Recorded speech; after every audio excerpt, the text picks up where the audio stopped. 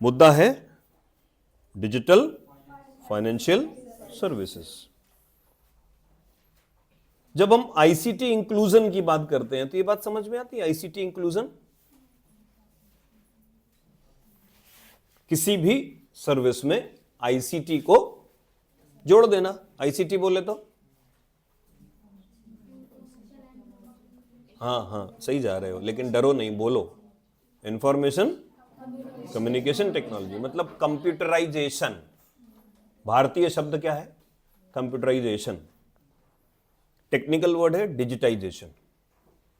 किसी भी सर्विस को डिजिटाइज करना है तो उसके साथ आईसीटी जोड़ दो। सरकार की सेवाओं के साथ आईसीटी जोड़ा, ई गवर्नेंस बना। एजुकेशन के साथ आईसीटी जोड़ा, ई एजुकेशन या ई स्कूल, ई लर्निंग। ठीक। बैंकिंग के साथ आईसीटी जोड़ा, ई बैंकिंग। इंटरनेट के साथ जोड़ा, आई बैंकिंग। Got that? मोबाइल के साथ जब ये सारी सर्विसेज जुड़ी तो ये एम हो गया, एम बैंकिंग, एम आधार सेवाएं। तो आपके पास 3 शब्द हैं। Small E electronic, inclusion of ICT. Small I internet services, मतलब ये सर्विस ब्राउजर पर वेबसाइट के रूप में आपको मिलेगी। और एम मतलब मोबाइल में एप्लीकेशन होगा जिसके थ्रू हम ये सर्विस अवेल करेंगे। पूरी दुनिया में मैं जब सोचता हूं इस बारे में तो आईसीटी का सबसे गजब इंक्लूजन अगर किसी फील्ड में हुआ तो वो फाइनेंस सेक्टर में हुआ। चाहे वो बैंक हो, इंश्योरेंस कंपनीज हो, शेयर कंपनीज हो, कुछ भी आप पाएंगे सबसे भयंकर इंक्लूजन अगर कहीं है तो वो आईसीटी का यही है, फाइनेंस में। ठीक। तभी मैंने एक हेडिंग यहां डाली है, रेवोल्यूशन इन बैंकिंग सर्विसेज। क्या है? Digital financial services refers to the range of financial services and products that are delivered through digital channel. Computer, network, internet, mobile, एक इंफ्रास्ट्रक्चर प्रॉपर चाहिए।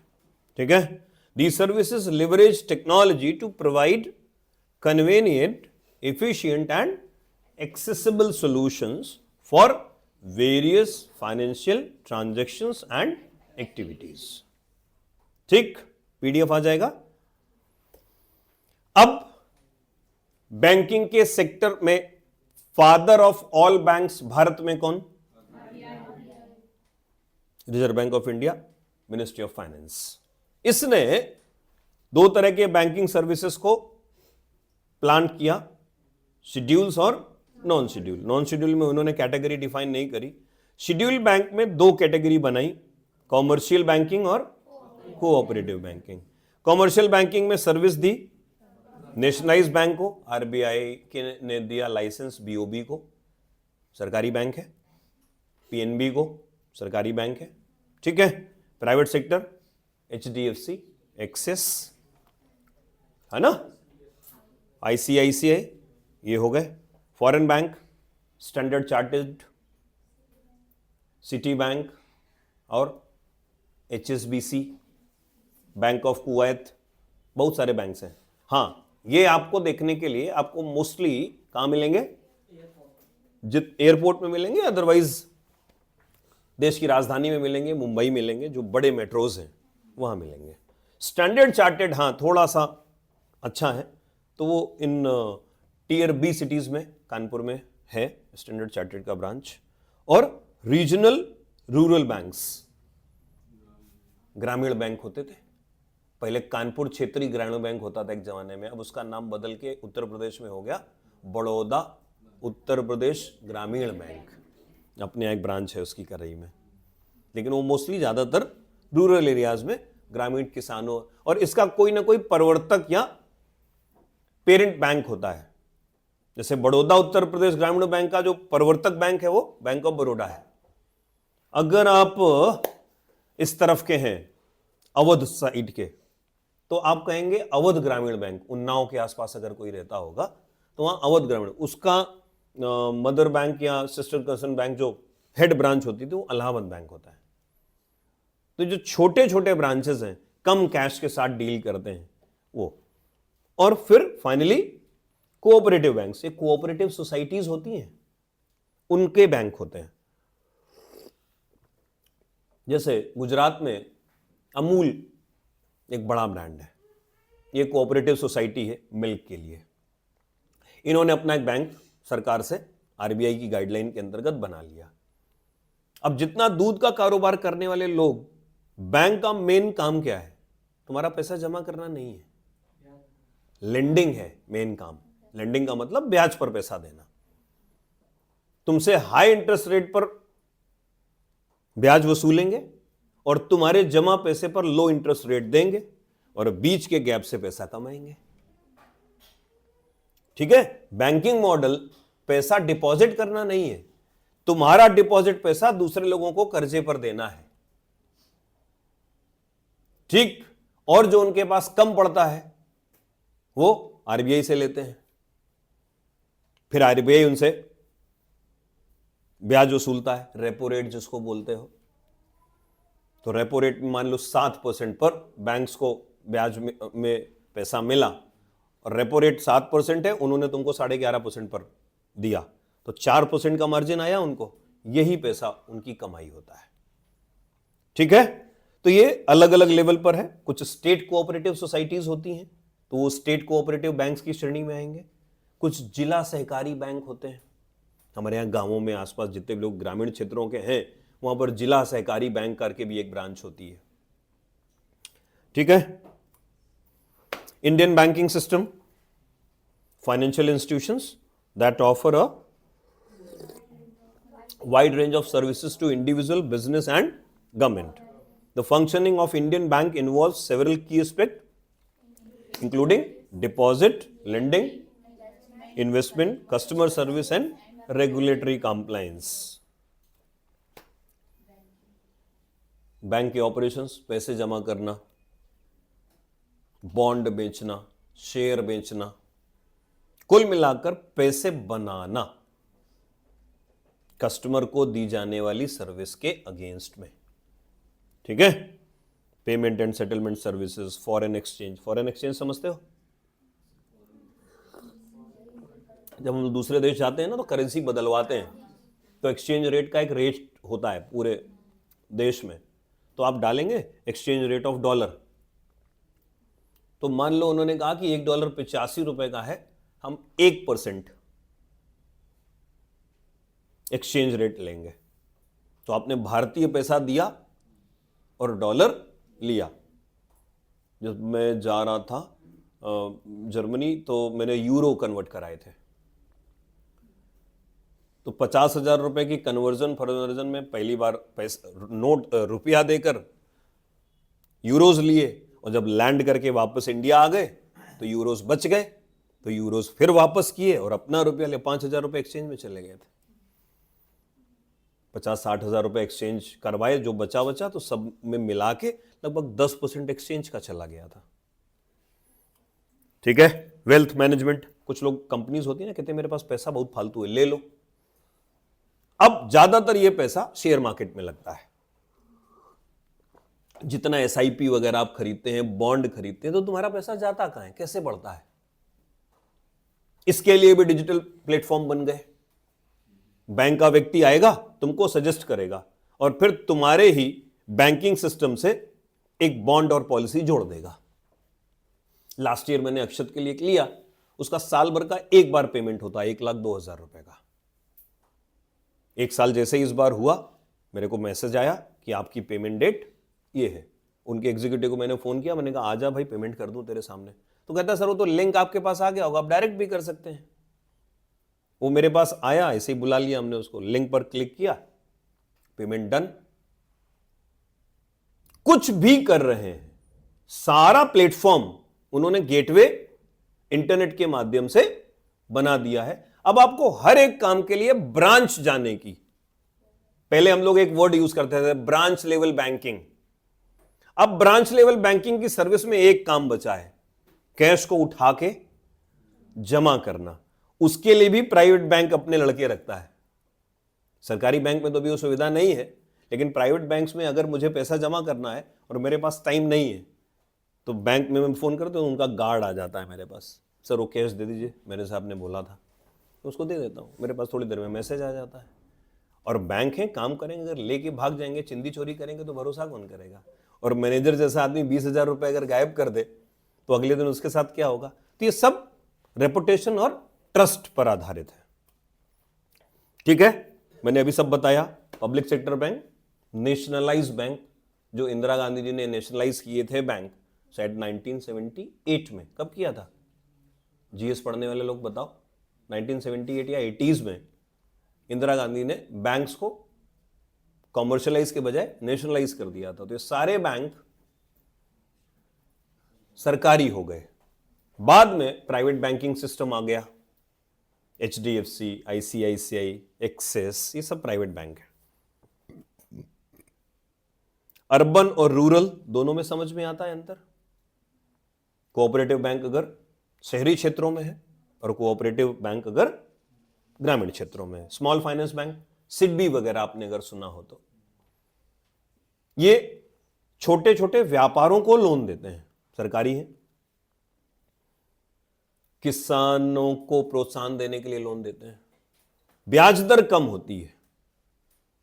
मोस्टली इस पर्पस से सरकार ने इनको फंड किया कि जो लोग, नौकरियां नहीं है सरकार को भी पता है, तो सरकार ने मुद्रा योजना शुरू करी।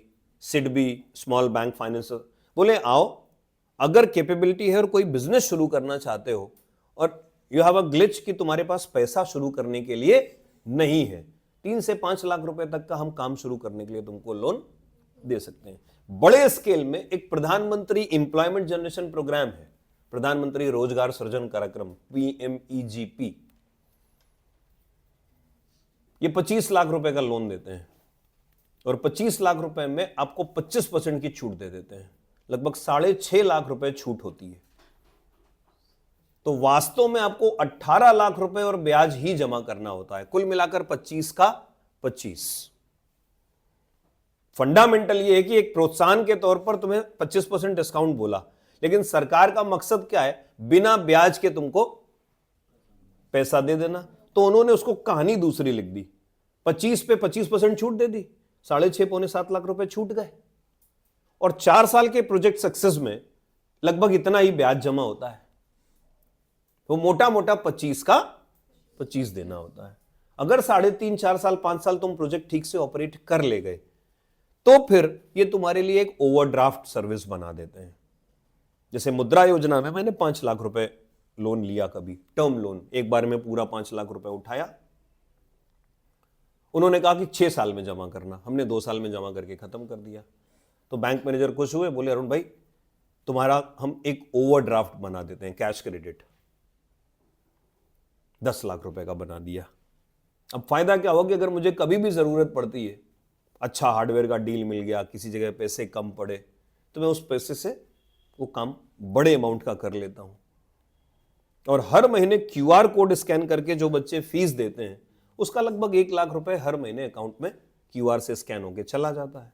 तो अगर मुझे उसका पैसा किस्त जमा करने का कभी होता है ना, तो मुझे टेंशन नहीं होती, क्योंकि मुझे पता है मैं कितना भी पैसा ले लूं, हर महीने 1-1.25 लाख रुपए किस्त के तौर पर QR से स्कैन होके अकाउंट में चले जाते हैं। तो वो धीरे धीरे पैसा निपट जाता है। अब मेरे को मेरी नई बैंक मैनेजर आई, उन्होंने हमको बोला अरुण सर अब इसको हम 20 करने वाले हैं। 20 लाख रुपए की कैश गारंटी आपके पास है। आप 15-20 लाख रुपए समझते हैं कि आपके पास कभी भी रेडी है कोई भी चीज लेने के लिए, भले ब्याज पर है, जितना उठाओगे उतना ब्याज लगेगा, 20 पर नहीं लगेगा। 20 लिमिट है, 5 लिया है तो ब्याज 5 पे लगेगा। प्रधानमंत्री मुद्रा योजना बड़ी अच्छी स्कीम है, बढ़िएगा उसके बारे में। जो लोग भी ऐसा मूड रखते हैं कि हमें भविष्य में अगर व्यापार के लिए कुछ करना होगा तो आप 20 लाख रुपए तक PM मुद्रा योजना में ले सकते हैं, धीरे धीरे करके। अब ये पूरा सिस्टम उठा के आईसीटी के साथ कनेक्ट कर देना और इस पूरे सिस्टम का एक नाम दे देना, क्या? मोबाइल के through mobile wallet, UPI payment जिसमें QR code scan, virtual payment address, ठीक है, डिजिटल पेमेंट एप्लीकेशन, आधार से कनेक्टेड पेमेंट सिस्टम। बैंकिंग सेवा केंद्र आजकल खुले हैं बैंक की ब्रांच के अलावा, जहां से जनधन खाते ऑपरेट होते हैं। फोन पर वो एक रेड कलर की डिवाइस लगाए रहेगा, तुम्हारा आधार ऑथेंटिकेशन करेगा, या तो पैसे जमा करवाएगा या तो पैसे पेमेंट करेगा। तो तुमको बैंक जाने की जरूरत नहीं, तुम ग्राहक सेवा केंद्र से भी वो पैसा, वो आधार पेमेंट होता है, ठीक है। और online banking, I banking, net banking, web browser पर चलने वाला बैंकिंग सॉफ्टवेयर, ये नेट बैंकिंग कहलाता है। बैंक अपने जिस मॉडल पर काम करता है, सारे बैंक आपस में कनेक्टेड हैं, इसको बोलते हैं सीबीएस। तुम लोग आज लिख कम रहे हो, CBS, core banking service, sorry, core banking solution, केंद्रीकृत बैंकिंग समाधान।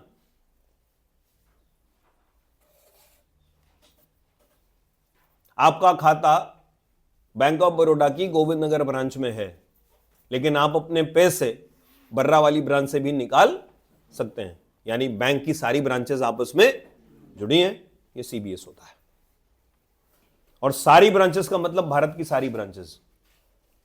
थर्ड पार्टी पेमेंट भले ये परमिशन नहीं दे, थर्ड पार्टी का मतलब मैंने एक चेक साइन करके तुमको दे दी, बियरर, तो बैंक तुमको बर्रा वाली बैंक से पेमेंट नहीं देगा, वो तुमको वहीं भेज देंगे जहां की चेक है। लेकिन as a owner of the account, मैं पूरे भारत में बीओबी की किसी भी ब्रांच में अपनी चेक प्रेजेंट करके और अपना आइडेंटिटी प्रूफ करके वो पेमेंट कहीं से भी ले सकता हूं। ये सीबीएस का फायदा है। सीबीएस मतलब बैंक्स को डिजिटल मेथड से आपस में जोड़ देना, कुल मिलाकर प्राइवेट क्लाउड, वीपीएन से, वर्चुअल प्राइवेट नेटवर्क से जोड़ देना। बैंक का अपना वर्चुअल प्राइवेट नेटवर्क होगा। अब इंटरनेट की भाषा में हम लोग उसको क्या कहने लगे? प्राइवेट क्लाउड है।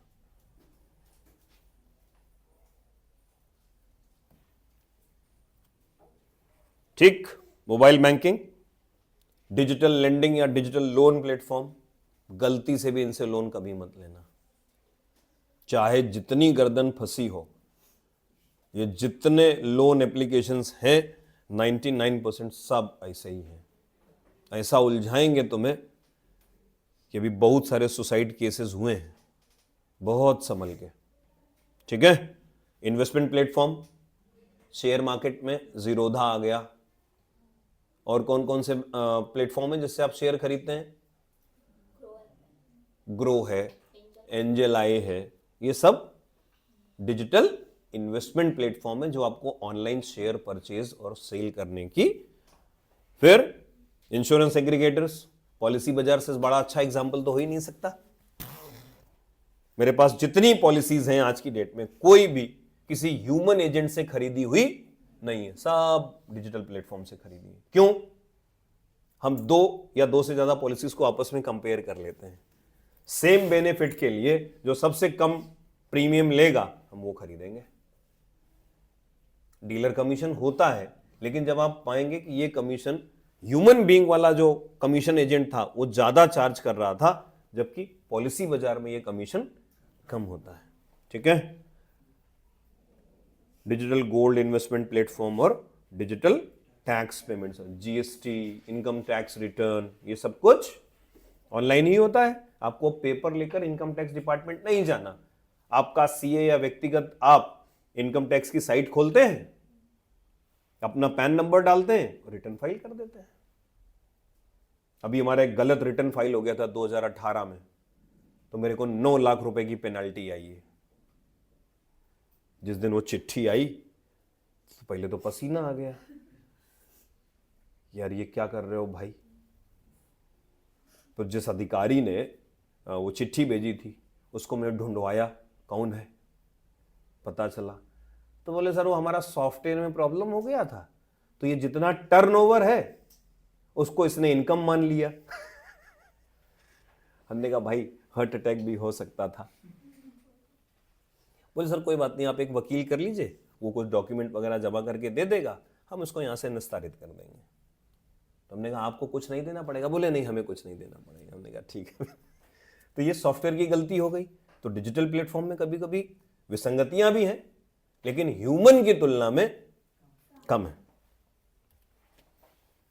ये सारा मामला कौन देखता है? NPCI, national payment corporation India.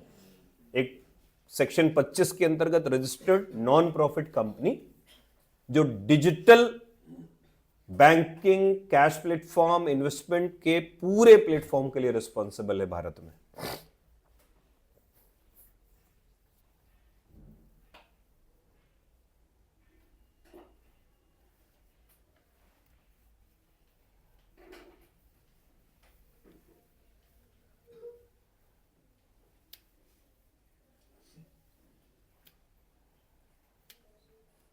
ठीक है, क्या क्या काम है?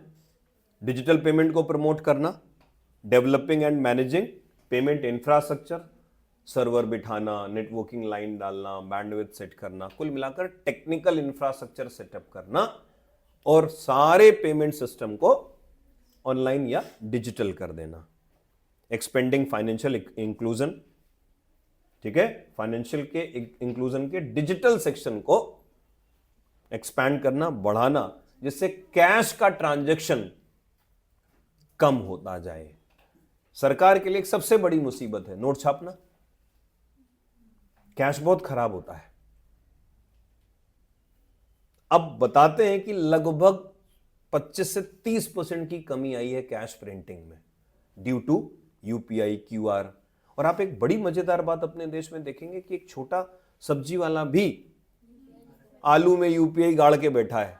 भाई पैसे नहीं है, फुटकर नहीं है, ऑनलाइन कर दो। सबसे मजेदार बात यह है कि बैंकिंग की सर्विस, आखिरी अश्विनी वैष्णव हमारे जो आईटी मिनिस्टर हैं, उड़ीसा के हैं, तो अभी किसी एक मित्र के साथ घूम रहे थे विदेशी, तो चाय पिए वहां, तो उन्होंने क्यूआर से पेमेंट उसको कर दिया। तो उनके दोस्त व्हाट इज दिस, तो उन्होंने बताया कि this is the magic of India, ये हमने जनरेट किया है। और ये सही बात है कि हमने ऐसी कुछ सारी चीजें अब बना ली हैं जहां पर हमको दूसरे देशों के तरफ घूम के नहीं देखना पड़ा। डिजिटल इंडिया का कैंपेन जो मैंने तुम्हें ई गवर्नेंस में पढ़ाया था, ये बहुत बड़ा मामला है हमारे लिए। 2014 के बाद जो आईसीटी का इंक्लूजन हुआ है वेरियस फील्ड्स में, वो मतलब काबिले तारीफ है। ठीक है, की एलिमेंट में क्या क्या वो सपोर्ट करता है? यूपीआई सपोर्ट करता है, इमीडिएट पेमेंट सर्विसेज जो तुरंत सेटल होती हैं। फिर नेफ्ट सपोर्ट करता है, that is national electronic fund transfer. लिखते चलोगे साथ में, RTGS, real time gross settlement, AEPS, Aadhaar enabled payment system, और बिलिंग का प्लेटफॉर्म। बिजली का बिल जमा करते हो, गैस का बिल जमा करते हो, ये सब भारत बिल पेमेंट के अंतर्गत। शॉर्ट फॉर्म ही लिखना, फुल फॉर्म नीचे लिखेंगे तो कम से कम एक आदत पड़ेगी काम की, केवल शॉर्ट फॉर्म, नहीं तो फिर तुम लोग नीचे कुछ काम नहीं करोगे। लिखने वाला पार्ट भाई बहुत सख्ती से, कभी कभी लापरवाही कर जाते हो तो फिर हमेशा मन एक जैसा नहीं रहता, तो किसी दिन फिर डांट भी देंगे। थोड़ा सा ढिलाई है, तुम्हारी परफॉर्मेंस को लेके फिक्र है, इसलिए सख्ती कर रहे हैं, तो तुम्हारे अच्छे के लिए है। नाराज होते हो, आई डोंट केयर।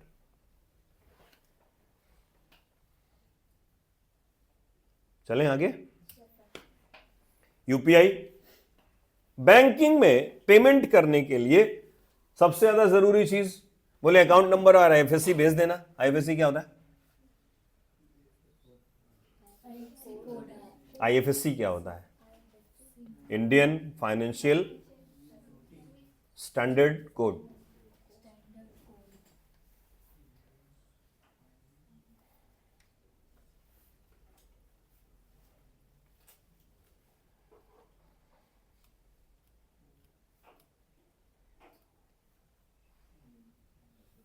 स्टैंडर्ड की जगह सिस्टम लिखो, इंडियन फाइनेंशियल सिस्टम कोड। ठीक है, हर एक ब्रांच के लिए एक यूनिक कोड होता है 11 डिजिट का। ठीक है, अभी उसकी एक्सप्लेनेशन आगे आएगी तो फिर हम उसको डिटेल करेंगे। यूपीआई की एक खूबसूरती यह है कि यूपीआई के पेमेंट में आपको अकाउंट नंबर, आईएफएससी कोड और बहुत सारे विवरण की आवश्यकता। क्यूआर है, यूपीआई कर दीजिए। क्यूआर स्कैन नहीं हो रहा, फोन के कैमरे में प्रॉब्लम है, तो वीपीए होता है, virtual payment address, mobile number @OKHDFC, mobile number @OKAccess, ये वीपीए होता है जो तुम्हारे अकाउंट से कनेक्टेड है। और या डायरेक्ट टू बैंक ट्रांसफर भी कर सकते हो। यूपीआई में एक ऑप्शन आता है पे डायरेक्ट टू बैंक, सीधे वहां भी पेमेंट हो जाएगी। यूपीआई में एक फायदा है कि आपको बहुत अतिरिक्त विवरण, क्योंकि किसी भी इंटर बैंक ट्रांजेक्शन में आपको अकाउंट नंबर और आईएफएससी चाहिए, तो उन्होंने कहा इसको यूनिफाइड कर दो, अकाउंट नंबर और बैंक डिटेल और जितना भी अतिरिक्त विवरण है उसकी कोई जरूरत नहीं पड़ेगी। तो उनको सबसे बढ़िया डिवाइस क्या लगी? फोन, कैमरा होता ही है। हम तो कहेंगे कि फाइनेंस वाले इंक्लूजन में मोबाइल का जब से इंक्लूजन हुआ ना, सब कुछ रोबस्ट हो गया। फोन नहीं होता, स्मार्टफोन नहीं होता तो इतना ज्यादा ग्रोथ नहीं हो पाती आईटी इंडस्ट्री में। लैपटॉप या डेस्कटॉप से ज्यादा कंट्रीब्यूशन मुझे ऐसा लगता है कि फोन का है अब। क्यों? आज भी तुम्हारे पेरेंट्स लैपटॉप और डेस्कटॉप नहीं चला पाएंगे, उनको तुम फोन पर नेट चलाने के लिए कहे तो वो चला लेंगे। लैपटॉप डेस्कटॉप में अभी भी ट्रेनिंग की जरूरत है, फोन में ट्रेनिंग की जरूरत तो सबसे ज्यादा लोचे भी फोन पे ही होते हैं। साइबर सिक्योरिटी की जो मुश्किलें हैं वो ज्यादातर फोन से ही कनेक्टेड है, आप कहीं भी पाएंगे। साइबर सिक्योरिटी की क्लास हुई है, एक लेंगे किसी दिन तुम्हारी बड़ी वाली, 1.5-2 घंटे की। ठीक, आधार इनेबल्ड पेमेंट सिस्टम, बैंकिंग सेवा केंद्रों के तहत इस्तेमाल की जाने वाली सर्विस।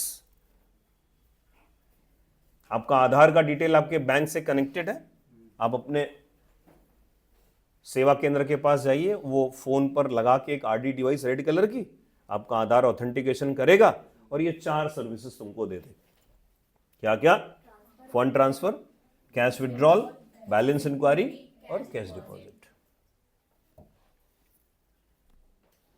क्या क्या प्री रिक्वेसाइट है इसके लिए? ठीक है, बायोमेट्रिक्स डेटा, बायो केवाईसी और एईपीएस सर्विस पॉइंट, मतलब कोई सर्विस सेवा केंद्र, सर्विस सेंटर। ठीक है, शॉर्ट फॉर्म ही लिखेंगे, फुल फॉर्म सारे नीचे। भीम, भारत सरकार का UPI, open to all banks. आपके पास डेबिट कार्ड हो, 4 डिजिट लास्ट की डेबिट कार्ड की डालिए, यूपीआई पिन सेट कीजिए और किसी भी तरह के बैंक को भीम में कनेक्ट कर लीजिए। मल्टीपल बैंक भी कनेक्ट हो जाते हैं एक ही भीम अकाउंट से। जिससे पेमेंट करनी है वो वाला बैंक मोड चुनिए, पेमेंट कर दीजिए। क्या क्या सर्विस है?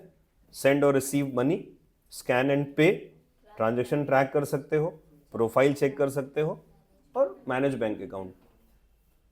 भीम के वॉलेट में पड़ा है, बैंक में ट्रांसफर कर लो। ठीक है, ये भारत सरकार के द्वारा दी जाने वाली यूपीआई सर्विस है। बाकी यूपीआई सर्विसेज बैंक्स की अपनी अपनी भी हैं, लेकिन हम ज्यादा ट्रस्ट भीम पर करते हैं। बिल्स, जितनी बिलिंग एजेंसीज हैं, आप Kanpur electrical supply limited company में जो केस्को का बिल जमा करते हैं, अगर आप अपने बैंक से वो पेमेंट कर रहे हैं तो आप देखेंगे रिसीट में ऊपर ये वाला लोगो बना होता है ना। जितनी बिलिंग एजेंसीज हैं सरकार ने सबको इंटीग्रेट कर दिया। बोले डिजिटल पेमेंट लेने के लिए national payment corporation of India का ये सर्विस है। जितना बिलिंग सेक्शन वाला काम है, क्या क्या billing? Electricity, gas, landline, broadband, mobile, water, DTH.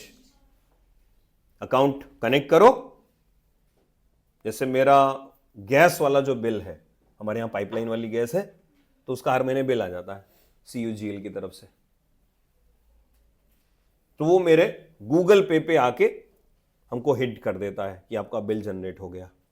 Last date बताता रहेगा, मुझे जिस दिन पेमेंट करना, हम उसमें ऑटो पेमेंट सेट भी कर सकते हैं, पता है ये बात? बिल्स में ऑटो पेमेंट कर दो, जिस दिन लास्ट डेट है उस दिन वो अपने आप कट जाए, तो ऑटो पेमेंट भी होता है यूपीआई। प्लास्टिक मनी, डेबिट और 2016 के पहले पूरी दुनिया में प्लास्टिक मनी के तौर पर दो बड़ी पॉपुलर कंपनीज थी हैं, मास्टरकार्ड और वीजा। भारत में जितने प्लास्टिक कार्ड आप पर्स में देखते होंगे सब इसी के होते थे, लेकिन प्राइवेट कंपनी ही तो है, डेटा ब्रीच कहां से निपटाओगे? खूब सिक्योर है, लेकिन कंपनी तो भारतीय नहीं है ना। तो मोदी जी ने एक हिम्मत बनाई, बोले हम अपना कार्ड सिस्टम भी बनाएंगे। हालांकि पूरी दुनिया में भी रुपए एक्सेप्टेड नहीं है, लेकिन जितने मित्र देशों ने हमसे यूपीआई की सर्विस ली है वो सारे देश अपने यहां रुपए कार्ड को एक्सेप्ट करते हैं। लगभग 22-23 देशों में अब रुपए कार्ड एक्सेप्ट होता है। जितना ये ओपेक कंट्रीज हैं, ऑयल और पेट्रोलियम गैस वाले, दुबई, कुवैत, सब जगह एक्सेप्ट होता है। ठीक है, तो भारत का जो अपना प्लास्टिक कार्ड सिस्टम है वो क्या कहलाता है? रुपए। ठीक है, ये कुछ फायदे हैं, कुछ नुकसान है।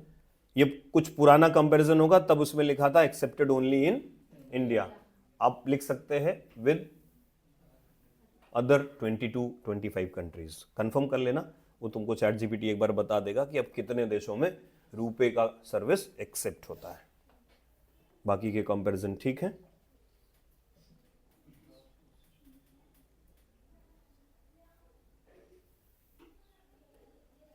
ठीक है, अब इसमें क्या कह रहा है? की एलिमेंट में क्या क्या है? डोमेस्टिक पेमेंट नेटवर्क है, डेबिट और क्रेडिट दोनों कार्ड मिलते हैं, ट्रांजैक्शन कॉस्ट कम है, भारत सरकार का सपोर्ट है। ठीक है, एक्सेप्टेंस धीरे धीरे बढ़ रहा है, सिक्योर ट्रांजैक्शन है, और इंटरनेशनल एक्सेप्टेंस में 20-22 कंट्रीज ऐसे हैं जो अब इसकी सर्विस को एक्सेप्ट करते हैं। ठीक, अब मोबाइल पर आधारित जो सेवाएं लेते हैं हम लोग, वो क्या क्या है? यूपीआई में क्यूआर हो गया, वीपीए हो गया, या मोबाइल वॉलेट हो गए। तो ये जितनी ऐसी कंपनीज हैं जो हमें फाइनेंस की सर्विस देती हैं, पैसा रखने की, ट्रांसफर करने की, लेकिन बैंक नहीं है। Google, Amazon, Airtel money, Paytm, ये बैंक नहीं है, समझिए। इनको एनबीएफसीज कहा जाता है, नॉन बैंकिंग फाइनेंशियल कंपनीज। ठीक है, ये केवल पेमेंट गेटवेज हैं, ये बैंक्स नहीं है। ऐसे ही कुछ कंपनीज हैं जो लोन सर्विसेज देती हैं, Bajaj finance, Mahindra finance, Tata finance, Tata housing finance, LIC finance, है ना। लेकिन ये कंपनीज बैंक नहीं है, लेकिन ये पैसा उधार देती है क्योंकि इनके पास प्रॉफिट का पैसा खूब सारा पड़ा है, तो इसको ब्याज में दे देके उससे पैसा कमाते हैं। बिजनेस है भाई। जैसे महिंद्रा के पास खूब पैसा है, खूब गाड़ियां बिकती हैं, तो महिंद्रा ने अपना फाइनेंस डिवीजन खड़ा कर लिया। बोलो बैंक से फाइनेंस मत कराओ, महिंद्रा फाइनेंस तुमको उधार दे देगा, उसका ब्याज तुम, गाड़ी में प्रॉफिट लिया, अब ब्याज भी लेंगे, और वो आसानी से फाइनेंस कर देते हैं जिससे गाड़ी बिक जाए। ये जितनी प्राइवेट फाइनेंस कंपनीज हैं जो बैंकिंग सर्विस के अंतर्गत नहीं आती, इनको हम क्या कहते हैं? NBFC, non banking financial companies. ठीक है, और मोबाइल में सेकेंड लास्ट है आधार इनेबल पेमेंट सर्विस सिस्टम और Bharat interface of money, Bhim. ठीक है, आईएमपीएस, नेफ्ट और आरटीजीएस, ये ई बैंकिंग और आई बैंकिंग दोनों में मिलता है। एक सर्विस सरकार ने ऐड करी कि अगर आप पैसा तुरंत ट्रांसफर करना चाहते हैं, यूपीआई के साथ क्या है कि तुरंत ट्रांसफर हो जाता है, लेकिन नेफ्ट और आरटीजीएस में थोड़ा समय लगता है। तो सरकार ने कहा ठीक है, हम तुमको ऑनलाइन एक सर्विस दे रहे हैं, लेकिन उसमें थोड़ा सा पैसा लेंगे। 25,000 रुपए तक 5 रुपए 60 पैसे लगते हैं ट्रांजैक्शन के फीस, और पैसा इंस्टेंट रियल टाइम ट्रांसफर होता है, उसको बोलते हैं आईएमपीएस। लेकिन इसकी रेंज हमारे आपके अकाउंट में एक दिन में शायद 4 ट्रांजैक्शन की होती है, 25,000 रुपए की मैक्सिमम लिमिट के साथ 4 ट्रांजैक्शन किए जा सकते हैं, मतलब 1 लाख रुपए। अब कुछ बढ़ाया हो, सरकार का कोई नया रेगुलेशन हुआ हो तो थोड़ा बहुत वो चेक कर सकते हैं। QR code payment, mobile banking और यूपीआई ऑटो पे, मैंने भी बताया कि जो पेमेंट आप चाहते हैं कि आपके यूपीआई अकाउंट से अपने आप कट जाए, आप उसका डेट और टाइम शेड्यूल सेट कर दीजिए, वो उस डेट में ऑटोमेटिक पेमेंट हो जाएगा। कुछ लिखना तो नहीं है? लिख लिया? वेब ब्राउजर पर आधारित बैंकिंग, नेट कनेक्शन होगा, लैपटॉप होगा, डेस्कटॉप होगा, ब्राउजर खोलेंगे, एसबीआई का अकाउंट होगा तो एसबीआई की ऑनलाइन बैंकिंग खोलेंगे, बीओबी का होगा तो बीओबी खोलेंगे, यूजर नेम पासवर्ड के क्रेडेंशियल्स लॉगिन करेंगे और 3 तरह से पेमेंट करेंगे, आईएमपीएस, नेफ्ट, आरटीजीएस। तुरंत ट्रांसफर होगा। नेफ्ट 2 लाख रुपए तक, 1 रुपए से 2 लाख रुपए तक की लिमिट नेफ्ट, 2 लाख रुपए से ऊपर की पेमेंट आरटीजीएस। तीनों में ही 2 चीजों की जरूरत है डेटा में, अकाउंट नंबर और आईएफएससी कोड। ठीक है? नेफ्ट, और ये तुरंत नहीं होता, ये 30 मिनट से 1 से 1.5 घंटे का समय लेता है, इसीलिए सरकार ने आईएमपीएस लॉन्च किया, जल्दी पेमेंट करने के लिए। और ट्रांजैक्शन लिमिट है मिनिमम 1 रुपया और अधिकतम 2 लाख रुपया।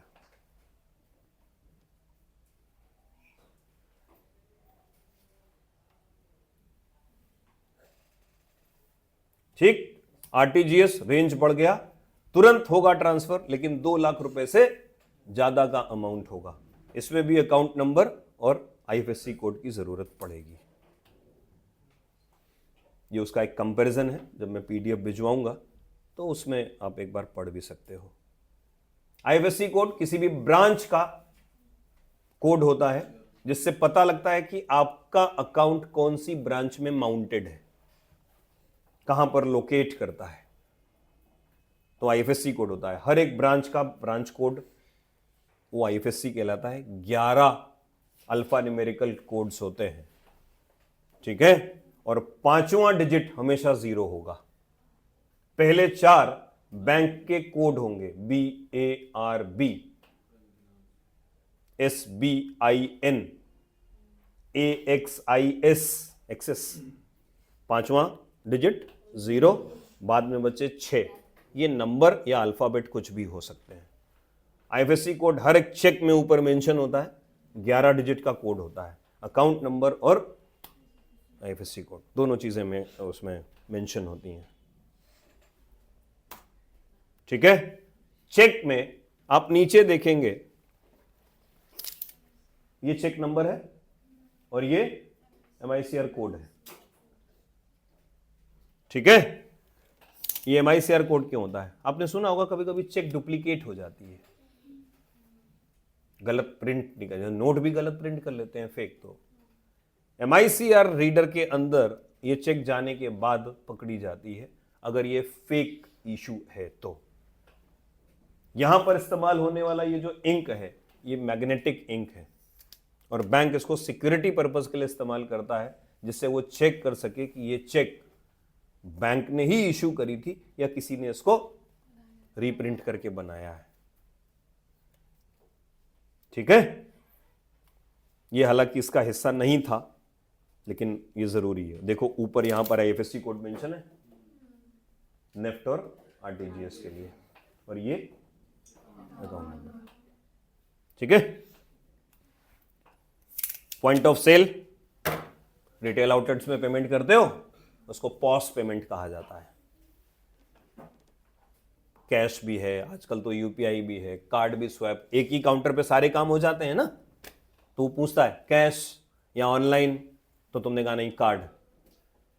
अगर क्यूआर बोला तो आप देखेंगे वो बगल में एक मशीन होती है, उसमें क्यूआर जनरेट कर देता है। पेमेंट जैसे आप करेंगे तो पेमेंट का स्लिप निकल आता है ऑटोमेटिक। ये सब पीओएस के अंतर्गत आता है। ठीक है? ईटीसी, फास्टैग, हाईवेज पर कारों से लिया जाने वाला टोल टैक्स, डिजिटली कनेक्ट होता है। भारत सरकार का विभाग है जो हाईवेज बनाता है, NHAI, national highway authority of India, उसने एक डिजिटल सर्विस शुरू करी, फास्टैग। और फास्टैग की सर्विसेज हर एक बैंक बेचने लगे। आपने जिस बैंक का स्टिकर लिया वो सिक्योरिटी नंबर और तुम्हारी गाड़ी का नंबर इंटीग्रेट कर देते हैं। फिर तुम ऑनलाइन पेमेंट मॉडल से अपना फास्टैग रिचार्ज करते हो। फिर आप जिस भी टोल से गुजरते हो तो एक सेंसर लगा रहता है, वो सेंसर आपकी गाड़ी को डिटेक्ट करके जितना पेमेंट की जरूरत है उतना डिडक्ट कर लेता है। अब सरकार का ये नियम है पिछले 5 सालों से कि अगर आप कैश पैसा दोगे तो डबल जमा होता है। तो आप देखेंगे ज्यादातर गाड़ियों में, मेरी गाड़ी में मुझे हाईवे ट्रैवल बहुत करना पड़ता है तो मैं हमेशा स्टिकर यूज करता हूँ। अभी बीच में मेरा स्टिकर नई वाली गाड़ी में डैमेज हो गया तो मैं अपनी ससुराल गया तो हमीरपुर में जो एक टोल है अलियापुर में, हाँ, उसने कहा भैया वो मैं डिटेक्ट नहीं कर पा रहा हूँ आपके नंबर से, आप कैश दे दीजिए। तुमने 50 रुपये दिए, एक तरफ का 50, कहता नहीं सर 100 रुपये लगेंगे। हमने कहा बड़े दुष्ट हो, कहता नहीं सर नियम है, 100 रुपये देने पड़े। तो वो ध्यान रखना पड़ा फिर मुझे।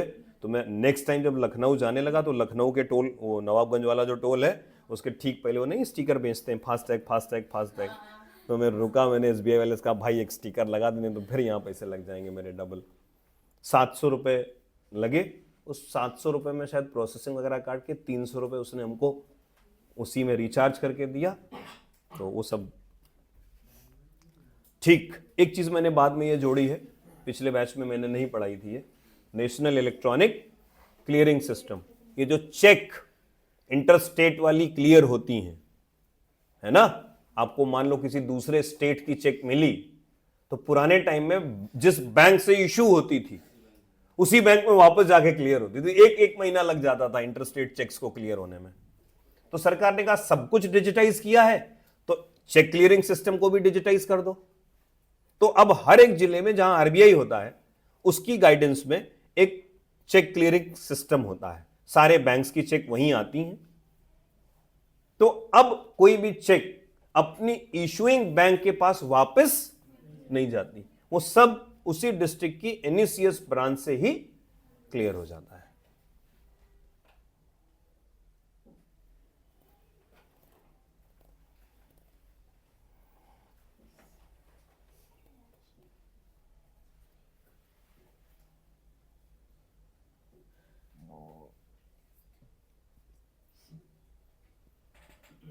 ठीक है, 5 फीचर हैं। सेंट्रलाइज सिस्टम है, बल्क ट्रांजैक्शन है, ट्रांजैक्शन में डेबिट और क्रेडिट दोनों तरह का सिस्टम, इंटरबैंक पेमेंट्स और पेपरलेस है, सब डिजिटल है।